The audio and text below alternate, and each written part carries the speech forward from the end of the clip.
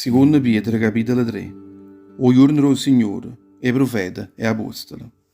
Carissima, questa è la seconda lettera che vi scrivo. Rinda tutte e due lettere, mi sono sforzata e faccio da capa vostra per portare la maniera più giusta di pensare.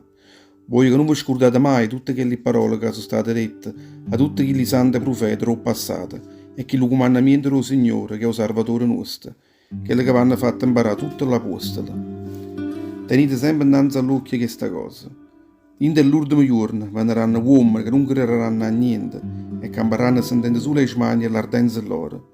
Verranno, rideranno ancora a voi dicendo: voi ci dicete sempre che il Signore aveva tornato a vota. E mo a dove sta? I padri nostri sono morti, ma le cose sono rimaste tali e quali come prima, come era stato insieme a quando è stato creato questo mondo. Pretendendo parlare così, ma non si ricordano che già parecchio tempo fa che la parola di Dio aveva creato i cieli e la terra. Dio aveva spartuto la terra rinda all'acqua e l'aveva tenuta insieme per mezzo dell'acqua. Ma proprio tutta l'acqua del diluvio aveva zuffonnato tutto il mondo che esisteva tanto. Pure ma la parola di Dio mantiene i cieli e la terra, ma Dio tiene stivato pure questo per fuoco che manderà il giorno del giudizio, quando ci sarà la ruina di tutti questi uomini infami. Carissimi, ci sta una cosa che voi non avete mai scordato. Innanzi al Signore, un giorno è come a 1000 anni, e 1000 anni sono come a un giorno solo.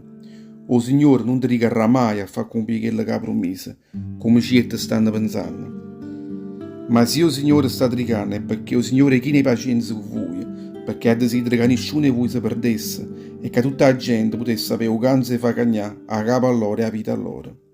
Il giorno del Signore arriverà all'intrasatta, come una mariuola, tanne e i cieli scomparranno con un fracasso assai terribile. E stelle in cielo saranno squagliate, o cavere a terra e tutte quelle che ci sta rinda. Non esisterà più. La vita cristiana ha speranza e ha santità.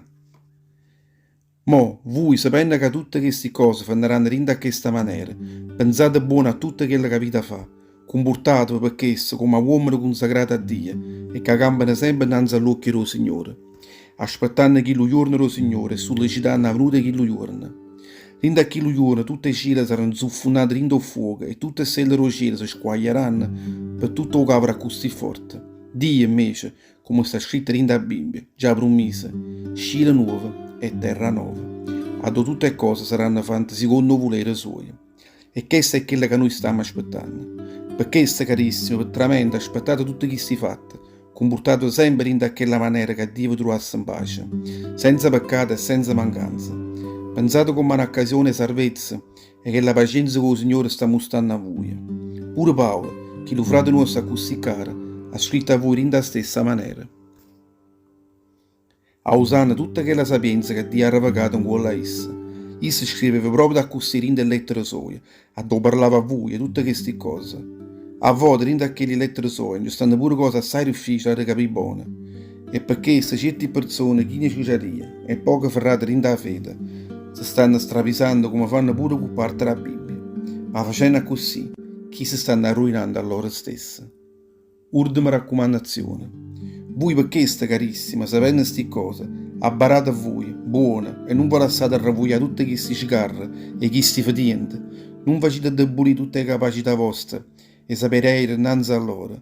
Anzi, cercate di crescere sempre più, rinda razza e rinda conoscenza di Gesù Cristo, che è il Signore e il Salvatore nostro.